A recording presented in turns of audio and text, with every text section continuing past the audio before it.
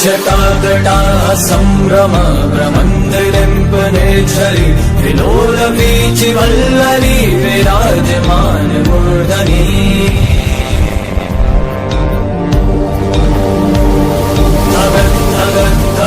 ज्वलल्ललाटपट्ट पावके किशोर चन्द्रशेखरे रति प्रतीक्षणं मम।